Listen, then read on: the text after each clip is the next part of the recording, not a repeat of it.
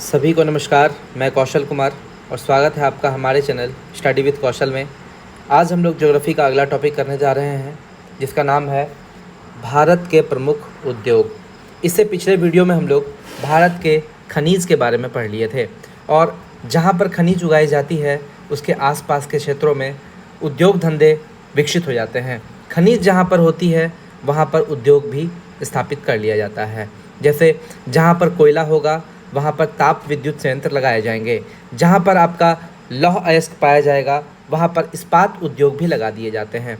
तो इस प्रकार से आपके जगह के हिसाब से, लोकेशन के हिसाब से उद्योग स्थापित कर लिए जाते हैं और उद्योग से संबंधित प्रश्न काफ़ी एग्जाम में पूछा जाता है। तो चलिए इसमें हम आपको बताएंगे कि इसमें से कौन कौन सा क्वेश्चन बिहार दरोगा ने पूछा है, बीपीएसएससी में पूछा गया है। और बीएसएससी भी इस पैटर्न को काफ़ी फॉलो करती है। भारत के प्रमुख उद्योग को पूछने से वो कतराती नहीं है, वो यहाँ से क्वेश्चन ज़रूर पूछेगी। तो चलिए सबसे पहले समझते हैं उद्योग कहते किसको हैं। उद्योग यानी कि कच्चे माल जो भी होता है, कच्चे माल से निर्मित वस्तुएं बनाने की इकाई को, यूनिट को हम लोग उद्योग कह देते हैं। कच्चा माल अगर मान लीजिए आपका लौह अयस्क है या कुछ भी है कच्चा माल, मान लीजिए बॉक्साइट है, बॉक्साइट से आप एल्युमिनियम निकालिएगा तो उसके लिए उद्योग स्थापित कीजिएगा, एक यूनिट स्थापित कीजिएगा, उसको उद्योग कहते हैं। कच्चे माल के आधार पर उद्योगों को 3 पार्ट में डिवाइड किया गया है: खनिज आधारित उद्योग, कृषि आधारित उद्योग और वन आधारित उद्योग। देखिए खनिज आधारित उद्योग को 2 पार्ट में डिवाइड किया गया। मेनली 2 ही चीज़ आपको पढ़ना है: लौह इस्पात उद्योग, एल्यूमिनियम उद्योग। कृषि आधारित उद्योग का बात करें तो इसमें सूती वस्त्र उद्योग और चीनी उद्योग, याद रखिएगा चीनी उद्योग भी काफ़ी पूछता है। वन आधारित उद्योग का बात करें तो कागज़ उद्योग और रेशम उद्योग, ये काफ़ी पूछा जाता है। कुछ और देख लेते हैं, एक जूट उद्योग भी आपका बहुत पूछता है, जूट उद्योग। ठीक है, आगे बढ़ते हैं। भारत में थोड़ा सा उद्योगों का इतिहास, इसमें हम आपको 9 या 10 बताएं। देखिए कितना 9 बताएं, देखिए 9 बताए हैं। ये 9 को तो आपको रटना है, एकदम रट लीजिए। ये जो 9 क्वेश्चन है उद्योग का इतिहास, 9 क्वेश्चन जो है, इसमें 9 नहीं एक्चुअली बहुत सारे क्वेश्चन हो जाते हैं और ये आपका एग्जाम में बार बार प्रीवियस ईयर क्वेश्चन में घुमा फिरा के इसी को पूछ लिया जाता है।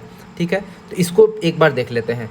लौह इस्पात उद्योग का बात करें तो भारत में सबसे पहला लौह इस्पात उद्योग का स्थापना कहाँ पर किया गया था? 1874 ईस्वी में पश्चिम बंगाल के कुल्टी नामक स्थान पर किया गया था।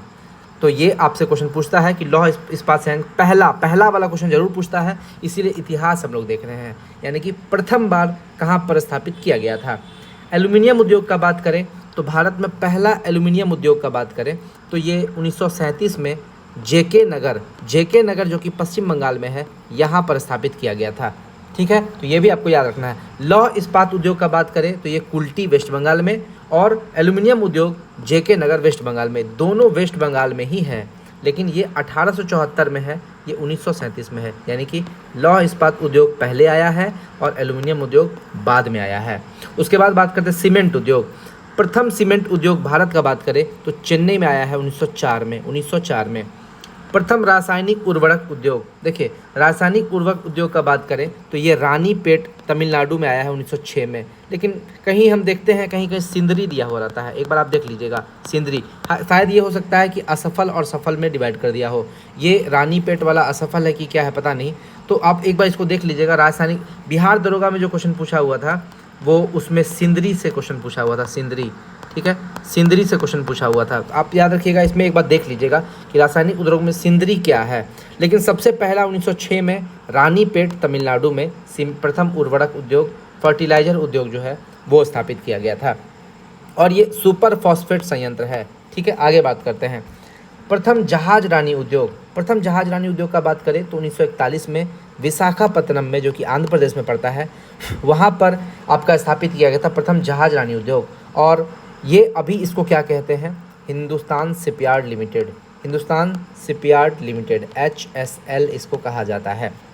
प्रथम कागज़ उद्योग का बात करें तो ये श्रीरामपुर जो है वेस्ट बंगाल, वहाँ पर लगाया गया था, लेकिन ये असफल रहा।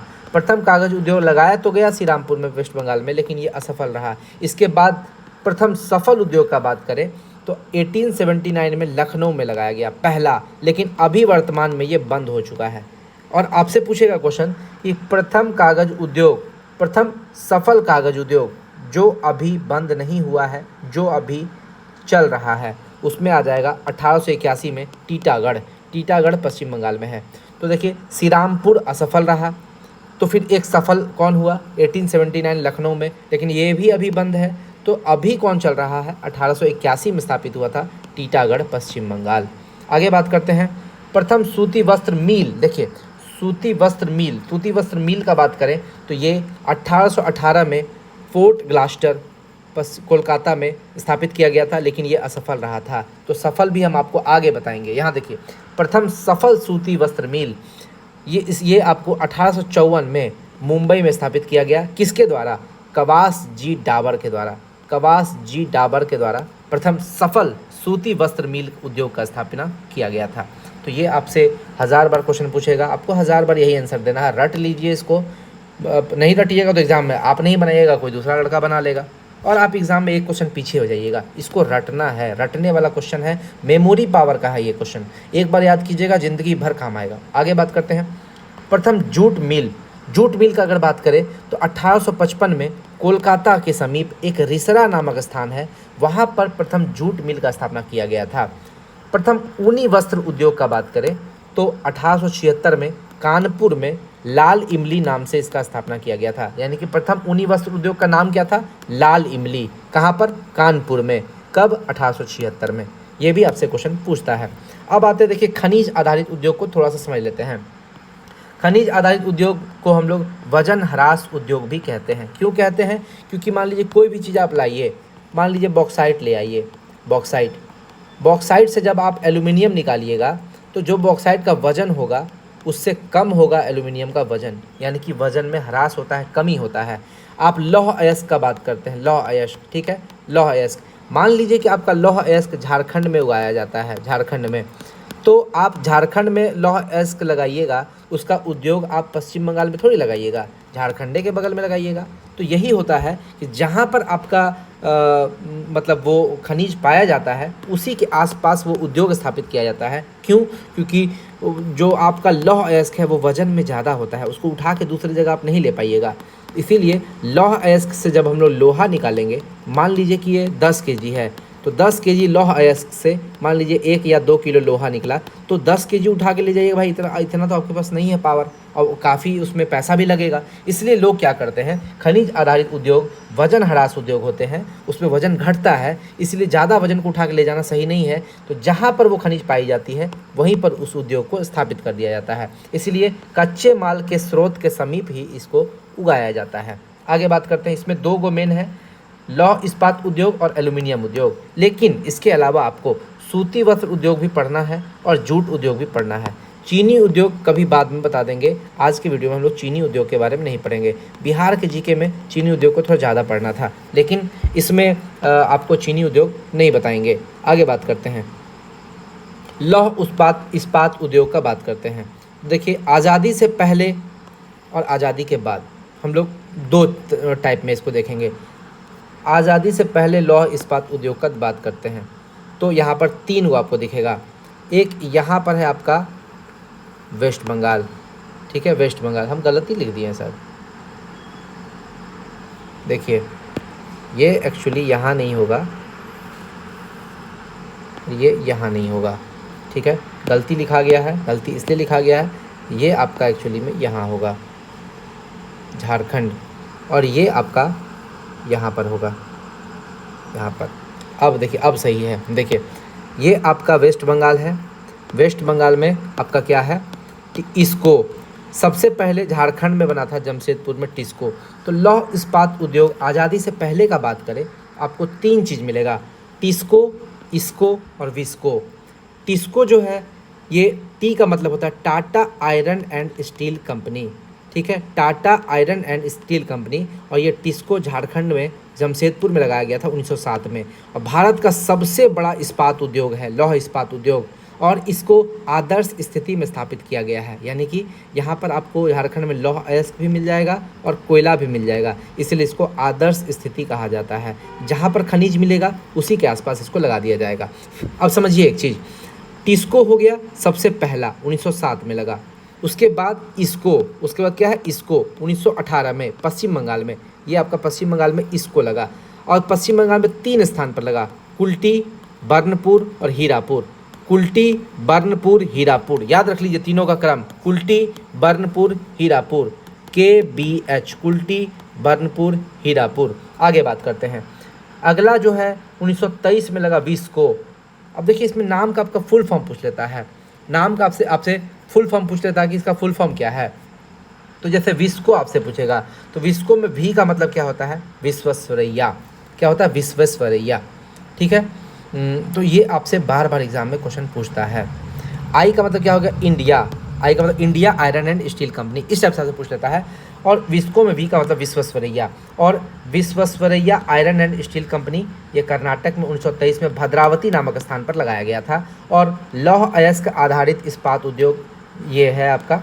और इसका बात करना है तो ये दो जगह से लौह अयस्क निकालता है, एक तो कुद्रेमुख की खान से और एक बाबा बूदन की पहाड़ी से, बाबा बूदन गिरी की पहाड़ी से निकालता है। और इस लौह इस्पात को निकालने के बाद वहीं पर ये विस्को जो है यहाँ पर उससे लोहा बनाया जाता है।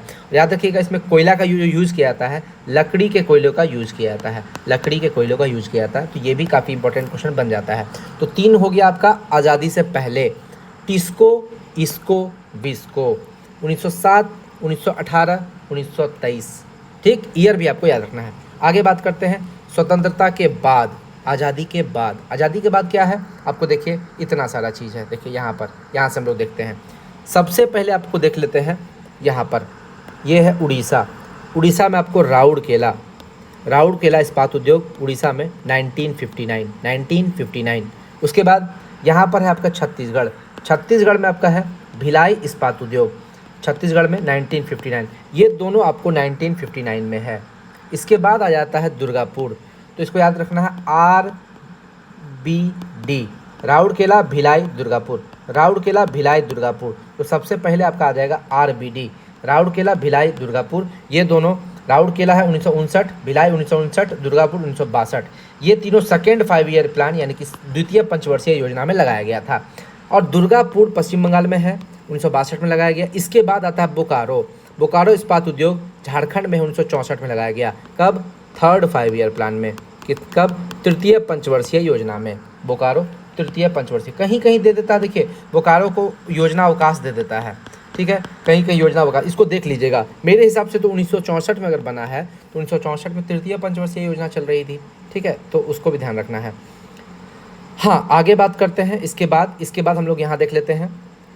यहाँ पर है आपका तमिलनाडु में सलेम इस्पात उद्योग। ठीक है, और ये तमिलनाडु में बना है 1982 में। और सबसे लास्ट में बना है आंध्र प्रदेश में विशाखापत्तनम इस्पात उद्योग, और ये आंध्र प्रदेश में 1992 में बना है। तो सलेम बना है 82 में, विशाखापत्तनम बना है 92 में, दोनों में 10 साल का अंतर है। और विशाखापत्तनम इस्पात उद्योग से एक क्वेश्चन पूछ लिया जाता है कि भारत का ऐसा कौन सा इस्पात उद्योग है जो तटवर्ती इस्पात उद्योग कहलाता है। तो तटवर्ती इस्पात उद्योग विशाखापत्तनम वाला ही कहलाता है, एकदम कोस्ट के बगल में है। अब समझिए, जो पहला 3 है वो सेकेंड 5 ईयर प्लान में बनाया गया, और बोकारो है वो थर्ड 5 ईयर प्लान में बनाया गया। लेकिन किसकी मदद से बनाया गया, जैसे देखिए राउरकेला किसकी मदद से बनाया गया, तो जर्मनी। ठीक है, बोकारो, राउरकेला के बाद कौन आता है, भिलाई किसकी मदद से बनाया गया, तो रूस की मदद से।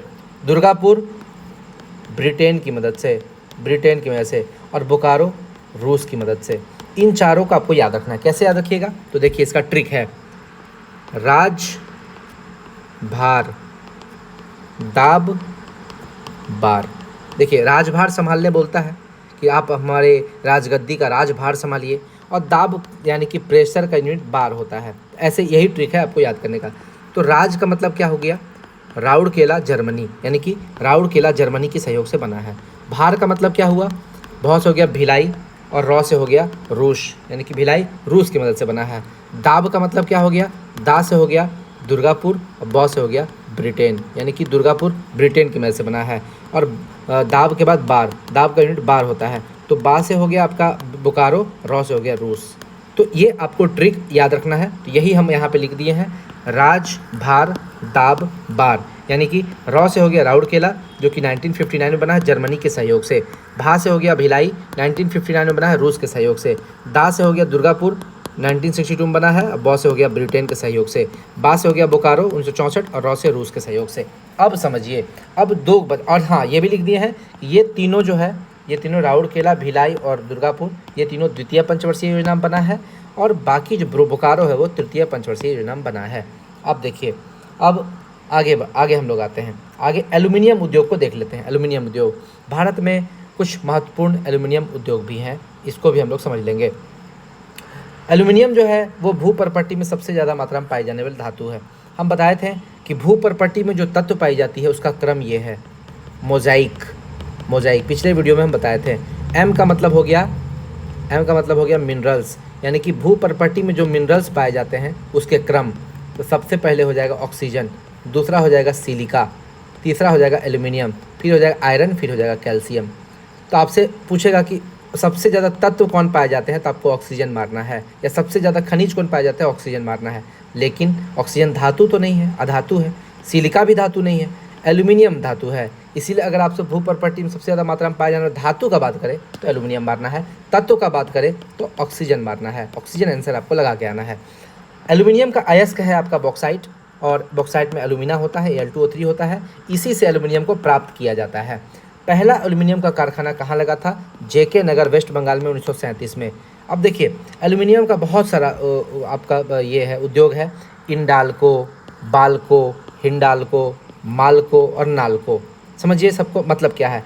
इंडाल्को में IND का मतलब होता है इंडिया, AL से हो गया एल्यूमिनियम, CO का मतलब कंपनी, इंडिया एल्यूमिनियम कंपनी, यानी कि इंडियन एल्यूमिनियम कंपनी। ठीक है। बाल्को में B का मतलब क्या हुआ आगे बताएंगे। हिंडाल्को में HIND का मतलब क्या हो गया, माल्को में M का मतलब क्या हो गया, और नाल्को में N का मतलब क्या हो गया। इस सब चीज़ को समझना है, बाकी सब वही रहेगा। AL का मतलब यहाँ सब जगह AL है मतलब एल्यूमिनियम, और सब जगह CO है यानी कि कंपनी। ठीक है, CO मतलब कंपनी। तो अब हम लोग एक एक करके मैप से समझते हैं।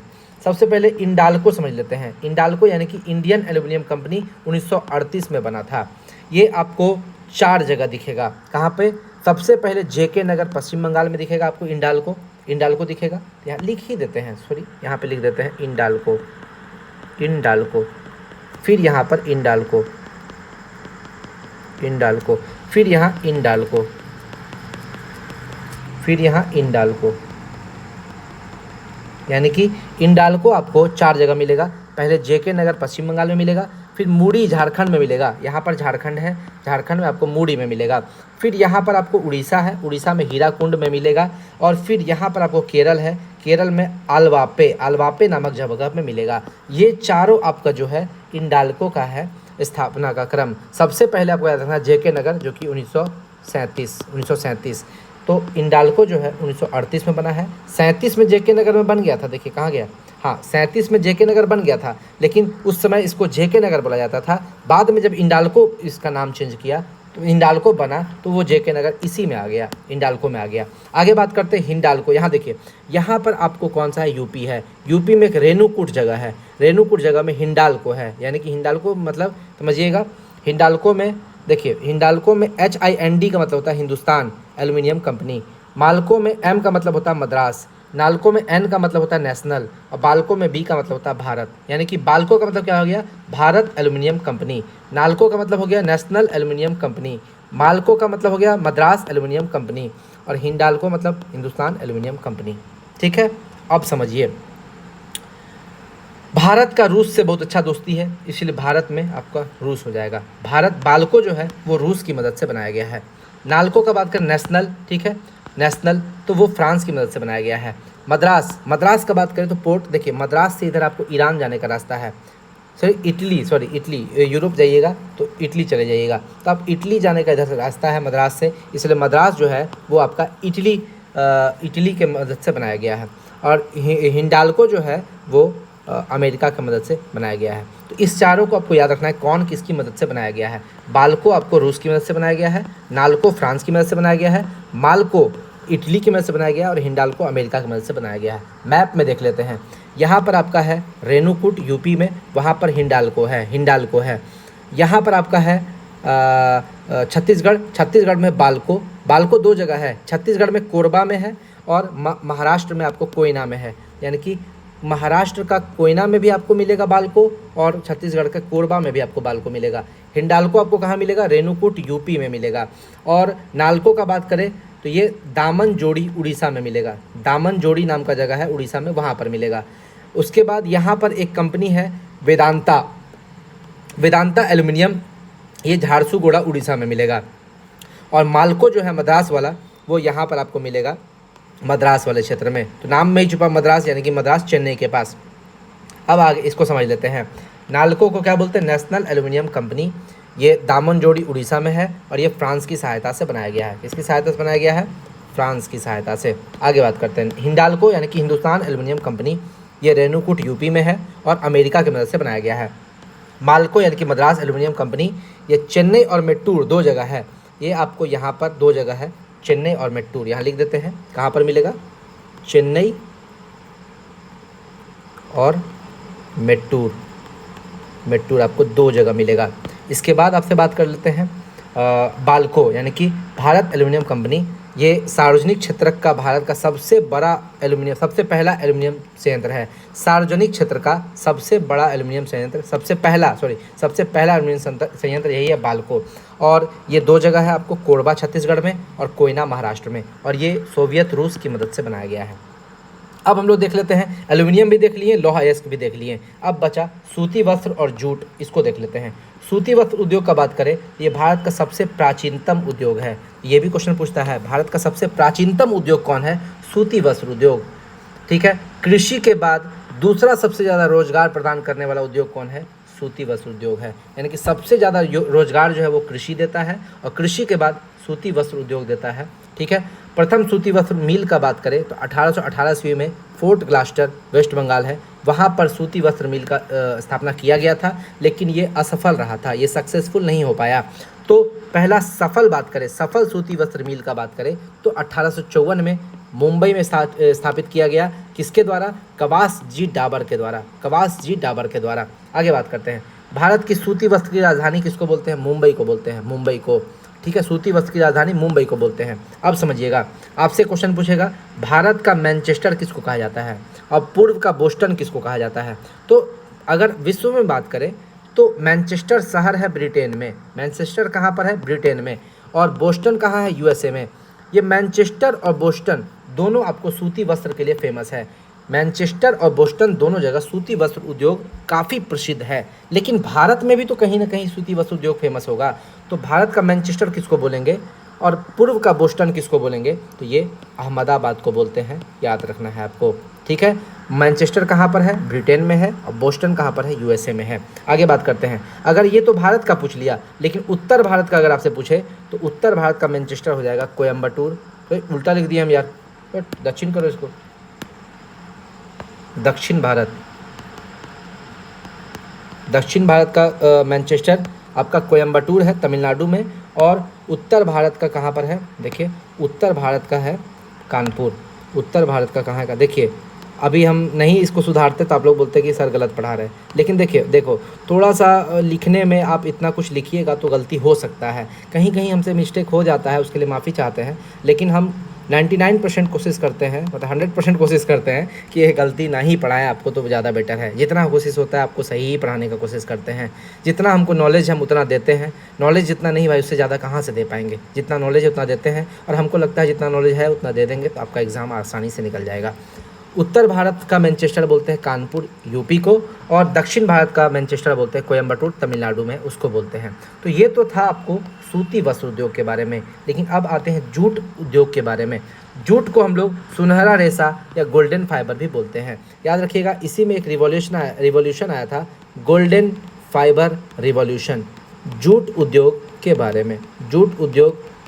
बारे में था। जैसे सिल्वर फाइबर किसको बोलते हैं? Silver fibre revolution. ठीक है, कमेंट करके बताइएगा किससे संबंधित है सिल्वर फाइबर रिवॉल्यूशन, और सिल्वर रिवॉल्यूशन भी बताइएगा। ठीक है। Black revolution, evergreen revolution, purple revolution.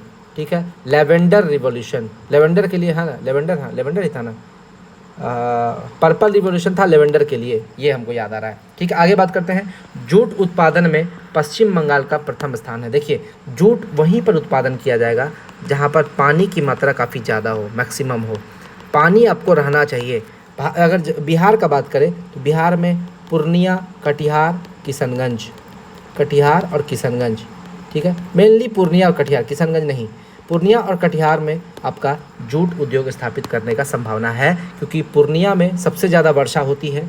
वर्षा किशनगंज में होती है, लेकिन पूर्णिया में पानी जमा रहता है, तो जूट उद्योग के लिए वहाँ पे पानी जमा रहना चाहिए। जहाँ पर भी पानी आपका जमा रहता है वहाँ जूट उद्योग स्थापित करने के लिए आपको अनुकूल परिस्थितियाँ होती हैं। तो अब बात करें जूट उद्योग का पहला कारखाना। पहला कारखाना 1859 में जॉर्ज आकलैंड के द्वारा पश्चिम बंगाल के रिसरा नामक स्थान पर स्थापित किया गया था। तो किसके द्वारा? जॉर्ज आकलैंड के द्वारा। ठीक है, तो ये तो हो गया जूट उद्योग। अब देखिए, कहीं भी आपका उद्योग होगा तो उद्योग स्थापित करने के बाद उसको फैलाने के लिए हम लोग को पोर्ट का भी ज़रूरत पड़ेगा, बंदरगाह यानी कि पोर्ट का भी ज़रूरत पड़ेगा। आयात और निर्यात करने के लिए पोर्ट का ज़रूरत, बंदरगाह का ज़रूरत पड़ता है। तो यहाँ पर भारत के प्रमुख बंदरगाह भी हम लोग देख लेंगे। ठीक है, प्राचीन भारत में हड़प्पा सभ्यता और चोल वंश के समय समुद्री व्यापार अपने चरम सीमा पर था। चोल वंश के समय पे जो बंदरगाह यूज होता था वो है पुहाड़ बंदरगाह, और चोल वंश के समय में एक अभिलेख था, उत्तर मेरुड़ अभिलेख। उत्तर मेरुड़ अभिलेख। इस उत्तर मेरुड़ अभिलेख में चोल साहित्य के, चोल शासन के स्थानीय स्वशासन यानी स्थानीय स्वशासन का पता चलता है, यानी कि वहाँ पर व्यवस्था कैसा था, वहाँ पे शासन किस तरह का था, उत्तर मेरुड़ अभिलेख में मिलता है। और चोल वंश अपनी नौसेना के लिए जाना जाता है। अपनी नौसेना के दम पे इसने उत्तरी सिंहल यानी कि उत्तरी श्रीलंका को हराया, और बाद में फिर संपूर्ण सिंहल पूरे श्रीलंका को हरा दिया। तो आपसे पूछता है क्वेश्चन, उत्तरी सिंहल को किसने जीता? उत्तरी सिंहल को किसने जीता? तो ये जीता था राजराजवन। ठीक है, लेकिन संपूर्ण सिंहल को किसने जीत लिया? संपूर्ण श्रीलंका को किसने जीत लिया था? राजेंद्र वन। ठीक है, राजेंद्र वन। और राजेंद्र वन ने चोलपुरम नामक साम्राज्य की भी स्थापना की थी। चोलपुरम, तो इस टाइप से क्वेश्चन पूछ लेता है। तो याद रखिए, चोल वंश जो है ये अपने नौसेना के लिए जाना जाता है, अपने पोर्ट के लिए जाना जाता है, अपने बंदरगाह के लिए जाना जाता है। पुहाड़ बंदरगाह इसका फेवरेट बंदरगाह था। और बात करें हड़प्पा सभ्यता में, तो आप लोग पढ़ा ही है, लोथल जो है वो एक बंदरगाह था, जहाँ से क्या बोलते हैं, विदेश में मेसोपोटामिया वगैरह बहुत जगह पर इस व्यापार लोथल से ही किया जाता था। आगे बात करते हैं आधुनिक काल में।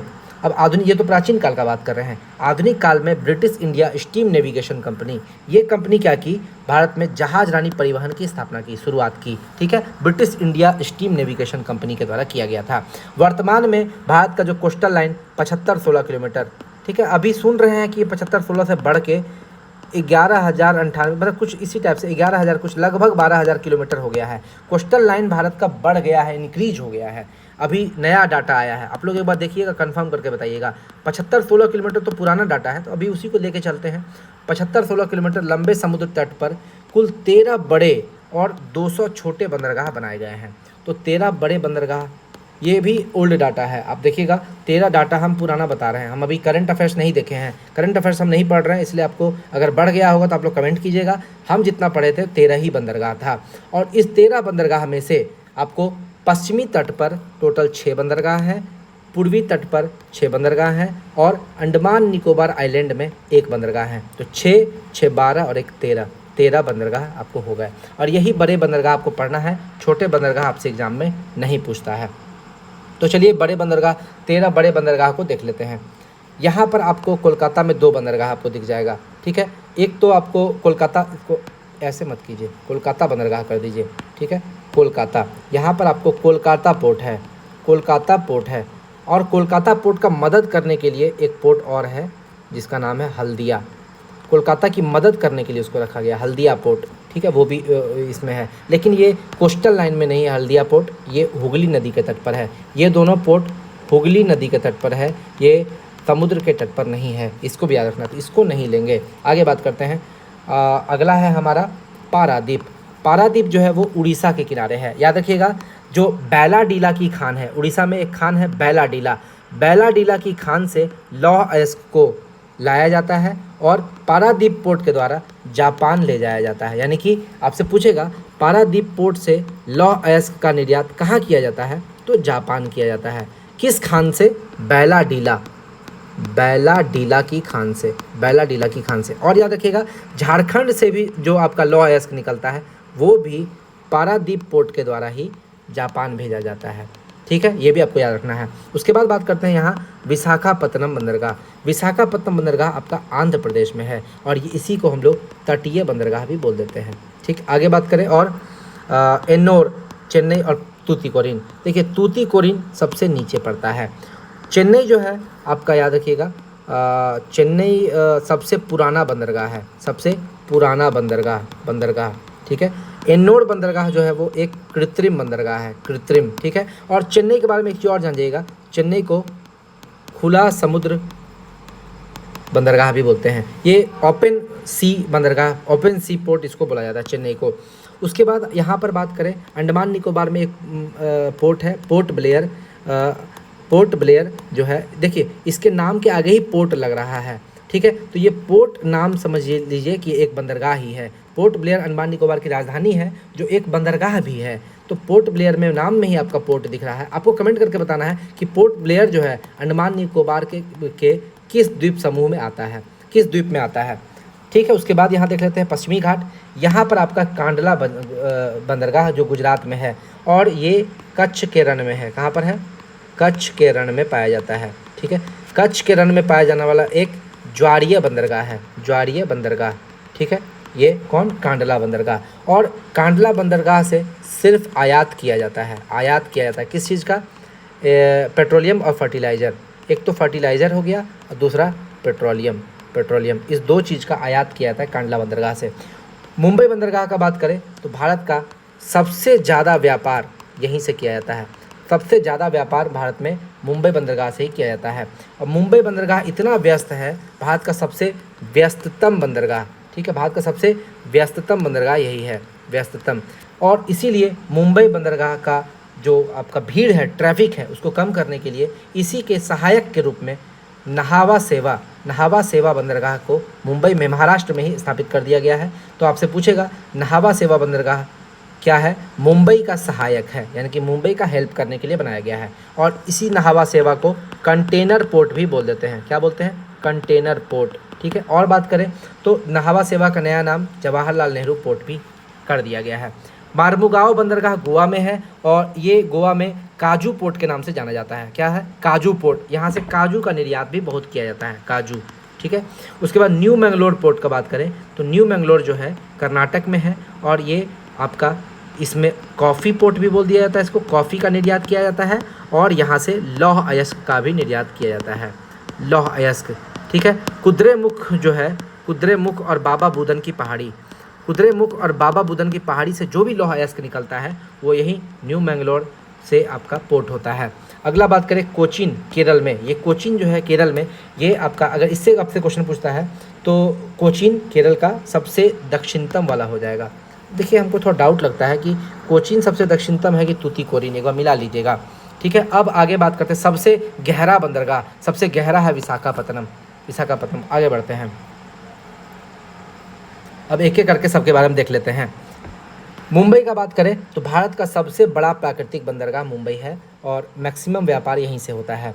नहावा सेवा का बात करें तो ये मुंबई के सहायक है, मुंबई का ट्रैफिक कम करने के लिए इसको बनाया गया है। सबसे बड़ा कृत्रिम बंदरगाह यही है नहावा सेवा, जिसको जवाहरलाल नेहरू बंदरगाह भी बोलते हैं। और ये एक कंटेनर पोर्ट है, कंटेनर यहाँ पर रखा जाता है। कांडला बंदरगाह का बात करें तो ये कच्छ की खाड़ी में स्थित है और एक ज्वारीय बंदरगाह है। ठीक है, मुख्यतः आयात बंदरगाह ये है। कांडला जो है मुख्यतः आयात किया जाता है, यहाँ पे निर्यात कम किया जाता है, आयात ज़्यादा किया जाता है। और क्या आयात किया जाता है? पेट्रोलियम और फर्टिलाइज़र, उर्वरक। उत्तरी भारत को आपूर्ति करने वाला सबसे बड़ा बंदरगाह यही है। मतलब कांडला बंदरगाह से नॉर्थ इंडिया सबसे ज़्यादा जाता है। आगे बात करें मर्मुगाओ, मर्मुगाओ गोवा में है और ये लौह अयस्क का निर्यात ईरान को करता है। कहाँ पे? ईरान को करेगा। और बात करें मर्मुगाओ बंदरगाह जो है ये एक काजू बंदरगाह है और ये जुआरी नदी के इस्चुरी पर स्थित है, जुआरी नदी के मुहाने पर स्थित है, जुआरी नदी, ये भी आपको याद रखना है। न्यू मैंगलोर का बात करें तो भारत का एक कॉफ़ी बंदरगाह है। भारत में सबसे ज़्यादा कॉफ़ी कर्नाटक में उगाया जाता है और कर्नाटक में ही आपका न्यू मैंगलोर बंदरगाह है। कुद्रेमुख और बाबा बुदन की पहाड़ी से जो भी लोहा निकलता है वो उसका लौह अयस्क यही न्यू मैंगलोर से ही आपको निर्यात किया जाता है पश्चिमी देश को। कोलकाता का बात करें तो ये हुगली नदी के तट पर स्थित है। इसका 2 पोताश्रय है। यानी पोताश्रय यानी कि जहाँ पर नाव वगैरह को रखा जाए, मतलब कि स्टेबल किया जाए। तो पोताश्रय इसका 2 है। एक तो खिदिरपुर है जो कि इसका मुख्य पोताश्रय है, मेन आपका पोताश्रय है, और दूसरा है इसका डायमंड हार्बर जो कि एक तटीय पोताश्रय है। तो 2 पोताश्रय इसका याद रखना है, खिदिरपुर और डायमंड हार्बर, ये दोनों कोलकाता का 2 पोताश्रय है। और कोलकाता की एक सहायक पोर्ट है जिसका नाम है हल्दिया पोर्ट। हल्दिया पोर्ट कोलकाता का सहायक है, ये भी हुगली नदी के तट पर स्थित है। विशाखापत्तनम का बात करें तो ये सबसे गहरा बंदरगाह है और ये भी आपका प्राकृतिक है। देखिए याद रखिए, विशाखापत्तनम जो है वो वहाँ पर एक डॉल्फिन नोज नाम का एक पहाड़ी है। ये पहाड़ी करता क्या है, विशाखापत्तनम को तेज़ हवाओं से बचाता है, नहीं तो इसका जहाज़ उड़ जाता। वहाँ काफ़ी तेज़ी से हवा आती है, लेकिन डॉल्फिन नोज नाम का एक पहाड़ी है जो कि इसको तेज़ हवाओं से बचाता है। एन्नोर का बात करें तो ये चेन्नई बंदरगाह का दबाव कम करने के लिए इसको बनाया गया है। चेन्नई का दबाव कम करने के लिए एन्नोर बंदरगाह बनाया गया है और ये भारत का पहला कंप्यूटराइज्ड और निगमित बंदरगाह इसको कहा जाता है। भारत का पहला कंप्यूटराइज्ड और निगमित बंदरगाह एन्नोर बंदरगाह। उसके बाद हम लोग बात करते हैं चेन्नई। चेन्नई सबसे पुराना बंदरगाह है और चेन्नई जो है वो एक कृत्रिम बंदरगाह भी है। सबसे पुराना आपसे क्वेश्चन पूछे तो चेन्नई है। और एक और क्वेश्चन पूछता है खुला सागरीय बंदरगाह, ये भी चेन्नई है, खुला सागरीय। एक चीज़ और आपसे क्वेश्चन पूछ लिया जाता है कि भारत का जो औसत समुद्र तल है, एवरेज सी का जो लेवल है, सी लेवल आपको चेन्नई से ही नापा जाता है, चेन्नई से ही मापा जाता है। तो इसको भी, ये भी एग्जाम में आपसे पूछ लिया जाता है कि भारत का औसत समुद्र तल चेन्नई से मापा जाता है, यही चेन्नई बंदरगाह के आसपास। पारादीप का बात करें तो ये आपको झारखंड और उड़ीसा में जो आपका लौह अयस्क होगा उसका निर्यात जापान को यहीं पारादीप बंदरगाह से किया जाता है। और उड़ीसा में कौन खान, बैलाडीला की खान से जो भी लोहा निकलेगा, लौह अयस्क निकलेगा, उसको जापान भेज दिया जाता है। आगे बात करते हैं तूतीकोरिन। तूतीकोरिन जो है मन्नार की खाड़ी में स्थित है, यानी कि नीचे में है। समुद्री जल का यहाँ पर समुद्री जल जो है वो काफ़ी छिछला होता है। छिछला का मतलब कम पानी होता है, वहाँ पर गहरा पानी नहीं होता है। तो गहरा पानी नहीं होने की वजह से क्या होता है, अगर मान लीजिए ये आपका पोर्ट है, यहाँ पर तूतीकोरिन है, यहाँ पर अगर नाव को सटाएगा तो क्या होगा, नाव पानी के बाहर आ जाएगा। पानी के बाहर आ जाएगा, ज़मीन में सट जाएगा, तो क्या होगा, फिर से उसको पानी में ले जाना बहुत मुश्किल है, उतना आदमी उसको धक्का नहीं दे पाएगा। धक्का देके तो वो पक्का नहीं जाएगा। इसीलिए इसको क्या किया जाता है कि समुद्र तट से तूतीकोरिन बंदरगाह जहाँ पर है वहाँ से 5 किलोमीटर दूर में ही नाव को खड़ा कर दिया जाता है, या बड़ा जहाज़ को वहीं पे खड़ा कर दिया जाता है 5 किलोमीटर दूर। ठीक, क्योंकि वहाँ पे पानी कैसा है, छिछला पानी है, कम गहरा है, पानी गर्म रहता है। और याद रखिएगा, ये जो तूतीकोरिन बंदरगाह है, यहाँ पे मत्स्य पत्तन है, इसको मत्स्य पोर्ट भी कहा जाता है, क्योंकि यहाँ पर मछली काफ़ी ज़्यादा संख्या में मारी जाती है। कृत्रिम बंदरगाह आपको 3 है, एक तो नाहवा सेवा हो गया, एन्नौर हो गया और चेन्नई हो गया। तो नाहवा सेवा सबसे बड़ा कृत्रिम बंदरगाह है और चेन्नई जो है वो सबसे पुराना कृत्रिम बंदरगाह है। याद रखिएगा, चेन्नई को खुला सागरीय भी बात करते हैं और चेन्नई से ही आपका सी लेवल नापा जाता है। ठीक है, तो यही था आपका उद्योग जो है, भारत का प्रमुख उद्योग, वो मैंने आपको बता दिया शॉर्टकट में। और इतना ही क्वेश्चन आपसे एग्जाम में पूछेगा, इससे ज़्यादा कोई क्वेश्चन नहीं पूछेगा। तो आपको कैसा लगा मेरा वीडियो? अगर आपको मेरा वीडियो अच्छा लगा हो तो मेरे चैनल को तुरंत लाइक सब्सक्राइब कीजिए, ज़्यादा से ज़्यादा लोगों को शेयर कीजिए। धन्यवाद।